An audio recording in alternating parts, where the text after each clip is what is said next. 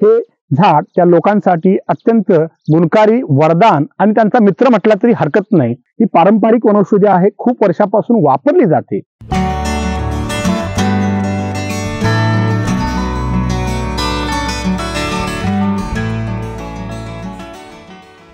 मित्रांनो, आपल्या शेजारी एक झाड आहे, याचं नाव आहे चन्न किंवा याला म्हणतात खोटं चंदन. याची आपण जर रचना बघितली तर साधारणपणे चंदनाच्या झाडासारखी दिसते.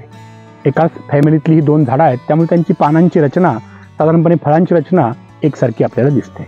पण अत्यंत गुणकारी आणि काही लोकांसाठी खास वरदान असणारी अशी वनस्पती आहे.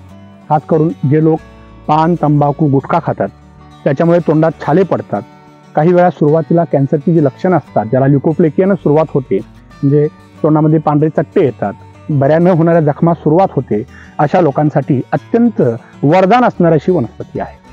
हा साधारणपणे मध्यम आकाराचा वृक्ष आहे किंवा झुडूप म्हटला तरी चालेल, फार मोठा असा वृक्ष होत नाही. याच्या खोडावरची जी साल असते ही साल अत्यंत गुणकारी आहे.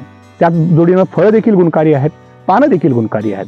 याची जर आपण खोडाची साल जर आपण तोंडात टाकली किंवा थोडीशी आपण चावत राहिलो तर त्यापासून लाल रंगाचा हलकासा डाय तयार होतो आणि हा जो डाय आहे हा आपल्या तोंडामध्ये असलेले छाले भरून काढण्यासाठी काम करतो, जखमा बऱ्या करतो. याचबरोबर याचं जे पंचांग आहे, म्हणजे टोटल पंचांग, याचा अर्थ की पान असेल, फूल असेल, मूळ असेल, खोड असेल, या सर्वांचं एकत्रीकरण केलेला जो काढा असतो, त्या काढ्याने सतत गुळण्या करून काही वेळ धरणं, त्याला आयुर्वेदामध्ये गंडूश असं म्हणतात, कवल धारण करणं किंवा गंडूश करणं, अशा पद्धतीने जर आपण केलं तर निश्चितपणे फायदेशीर आहे.